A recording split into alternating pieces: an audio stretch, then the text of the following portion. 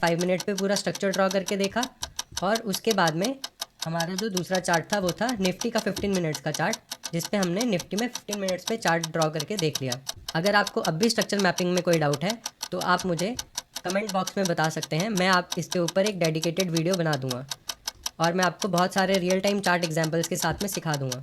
तो इस वीडियो में हमने सारे टॉपिक्स को धीरे धीरे कवर कर लिया है। अब एक लास्ट टॉपिक बचता है जो मैंने आपसे कहा था कि मैं वो कॉमन मिस्टेक्स डिस्कस करूंगा जिसकी वजह से हमारी मार्केट स्ट्रक्चर मैपिंग गलत हो जाती है। तो चलो अब मैं आपको वो सारी कॉमन मिस्टेक्स बताता हूँ और उनसे बचने के सारे टिप्स भी देता हूँ। तो सबसे पहली मिस्टेक क्या होती है, बॉस को विक से कंसिडर करना।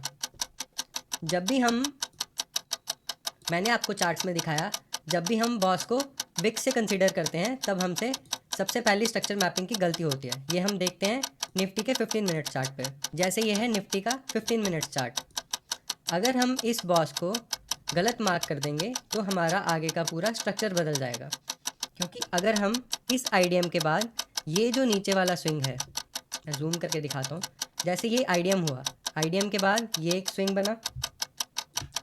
अगर हम इस स्विंग को बॉस मार्क कर देते हैं, हमने इस स्विंग को बॉस मार्क कर दिया, तो उसके हिसाब से क्या हुआ, आईडीएम बनने के बाद में ये हमारा क्या बना था, लोअर लो। तो जैसे ही आईडीएम हुआ ये हमारा लोअर लो कंफर्म हुआ।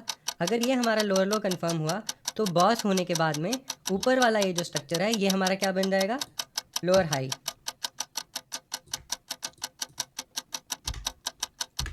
अब जब ये लोअर हाई मार्क हो गया है तो इस स्विंग के ऊपर जब भी कोई कैंडल क्लोज करेगी तो हमारा चौक हो जाएगा।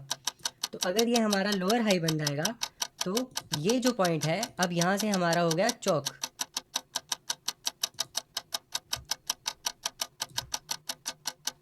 और इस पॉइंट को चौक मार्क करते ही अब हमारा स्ट्रक्चर यहाँ से अप ट्रेंड की ओर जा सकता है, जिसकी वजह से अब ये जो स्विंग है ये हमारा वैलिड स्विंग क्या बन जाएगा, आईडीएम।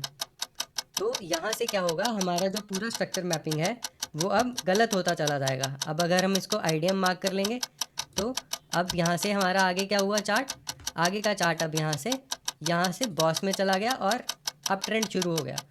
तो एक स्ट्रक्चर मैपिंग में जब हम किसी भी बॉस को विक से कंसिडर करना शुरू कर देंगे तो हमारा आगे का पूरा स्ट्रक्चर जो है वो गलत हो जाएगा। दूसरी हमारी जो मिस्टेक होती है वो होती है हर छोटे से मूव को चौक मान लेना। जैसे बिटकॉइन का 5 मिनट का चार्ट था, बिटकॉइन के 5 मिनट के चार्ट में ये एक वैलिड चौक भी है, लेकिन हमें ये भी देखना है कि हाई टाइम फ्रेम के साथ अलाइन हो रहा है या नहीं हो रहा है।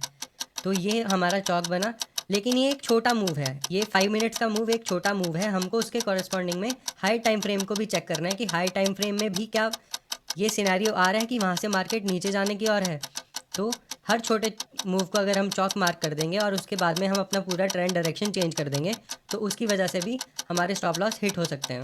तीसरी जो गलती हम करते हैं वो है इंड्यूसमेंट और लिक्विडिटी स्वीप में कन्फ्यूजन हो जाना। अब जैसे ये जो बिटकॉइन का चार्ट है, हमने इसमें इंड्यूसमेंट मार्क की। इंड्यूसमेंट की जो मार्किंग है उसकी एक ही कंडीशन है। इंड्यूसमेंट की मार्किंग की कंडीशन क्या है कि इंड्यूसमेंट की एक ही कंडीशन है कि इंड्यूसमेंट सिर्फ उसी स्विंग पे मार्क होगी जो कि एक हाईएस्ट हाई बना रहा होगा। जैसे अगर हम इस वाली कैंडल पे अपना आईडीएम मार्क कर देते, अब ये कैंडल इस स्विंग के हिसाब से हमारा हाईएस्ट स्विंग से लेफ़्ट साइड में है, लेकिन जब हम इसको जूम आउट करके देखते हैं तो हमारा लास्ट जो है बॉस कहाँ हुआ है, यहाँ पर। उस बॉस के बाद में ये एक हाईएस्ट स्विंग बना। इस हाईएस्ट स्विंग के हमको लेफ़्ट साइड में इंड्यूसमेंट देखनी है, तो इसके लेफ़्ट साइड की इंड्यूसमेंट कहाँ आएगी, इस पॉइंट पे। लेकिन अब हम देख रहे हैं कि हम इस पॉइंट को इंड्यूसमेंट मार्क नहीं कर सकते, ये हमारी इनवैलिड इंड्यूसमेंट है। तो इस केस में ये एक लिक्विडिटी स्वीप है, ये इंड्यूसमेंट नहीं है, ये पॉइंट एक लिक्विडिटी स्वीप है। तो ये एक कॉमन मिस्टेक है जो हम इंड्यूसमेंट मार्किंग में कर देते हैं। अब हमारा जो चौथा पॉइंट है वो है ओवर मार्किंग ऑफ चार्ट्स। हमको अपने चार्ट्स को किसी भी हाल में क्लीन रखना है। पांचवी हमारी मिस्टेक है valid and invalid swing filter. Valid और इनवैलिड स्विंग एक इंपॉर्टेंट टॉपिक है जिसके बारे में हम ऑलरेडी डिस्कस कर चुके हैं कि जितने भी वैलिड स्विंग्स हैं हमको सिर्फ उन्हीं को मार्क करना है। तो ये सारी गलतियां अवॉइड करके आपका स्ट्रक्चर मैपिंग नेक्स्ट लेवल पर चला जाएगा। अब हम आते हैं अपने लास्ट सेक्शन की ओर, जिसमें मैं आपको एक क्विक रिकैप दूंगा कि आज के दिन में हमने क्या क्या पढ़ा। तो दोस्तों आज आपने मार्केट स्ट्रक्चर का एक पूरा ब्लूप्रिंट समझ लिया है। बॉस, चौक, इंड्यूसमेंट, वैलिड स्विंग और एक यूनिक मैपिंग स्टाइल जो कि मैंने आपको 2 चार्ट्स पे 5 मिनट्स पे मार्क करके भी दिखाया और बिटकॉइन के चार्ट पे आपको 1 आवर पे भी दिखाया कि लोअर टाइम फ्रेम को हायर टाइम फ्रेम के साथ कैसे अलाइन करना है। तो बॉस क्या होता है, ट्रेंड कंटिन्यूएशन का एक क्लियर सिग्नल। जब भी बॉस होता है उसका मतलब है मार्केट जिस डायरेक्शन में जा रहा है उस डायरेक्शन में आगे बढ़ रहा है। चौक जो है वो ट्रेंड रिवर्सल का एक सिग्नल है, लेकिन वो ट्रेंड रिवर्सल नहीं है। ट्रेंड रिवर्सल कब होगा? ट्रेंड रिवर्सल हमारा तब होता है जब उस डायरेक्शन में आगे हमको एक बॉस मिले। इंड्यूसमेंट किसे कहते हैं? इंड्यूसमेंट होता है वो ट्रैप जो स्मार्ट मनी किसी भी पीओआई के ऊपर या नीचे बनाता है, जिसमें कि वो रिटेलर्स को ट्रैप कर सके, उनके सारे स्टॉप लॉस ऑर्डर हंट करके मार्केट दूसरी डायरेक्शन में फास्ट पेस में मूव कर जाती है। हमने वैलिड स्विंग्स के बारे में पढ़ा, जो कि एक मोस्ट इंपॉर्टेंट टॉपिक है हमारे स्ट्रक्चर मैपिंग का, क्योंकि अगर आप वैलिड स्विंग्स मैप नहीं कर पाएंगे तो आपका पूरा स्ट्रक्चर मैपिंग गलत हो जाएगा। अब आपको सिर्फ एक काम करना है, ये मैपिंग स्टाइल डेली चार्ट्स पे प्रैक्टिस करना है, और जितना ज़्यादा करोगे उतना ही ज़्यादा क्लियर होगा, और जितने ज़्यादा आप मैपिंग की प्रैक्टिस करोगे आपकी ट्रेडिंग उतनी ही रिफाइन होती जाएगी, और आपको हायर टाइम फ्रेम और लोअर टाइम फ्रेम को अलाइन करना समझ में आ जाएगा। अगर आज का ये वीडियो हेल्पफुल लगा हो तो लाइक करो, शेयर करो, और मेरे चैनल को सब्सक्राइब ज़रूर करना।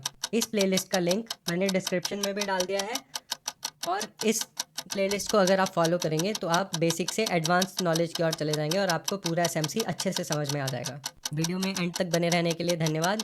अगर आपको कोई भी प्रॉब्लम आती है, आपको कुछ भी समझ में नहीं आता है, या मैंने कुछ भी गलत मार्किंग कर दी है, तो आप मुझे कमेंट सेक्शन में बता सकते हैं। आप मेरे टेलीग्राम चैनल पे मुझे टेक्स्ट कर सकते हैं, या मुझे स्क्रीनशॉट शेयर कर सकते हैं अपने चार्ट्स का। मैं आपको हर चार्ट में वैलिड स्विंग्स मार्क करना और अगर बाकी का स्ट्रक्चर मैप करने में कोई हेल्प चाहिए होगी तो मैं पूरी हेल्प करूँगा। Thank you.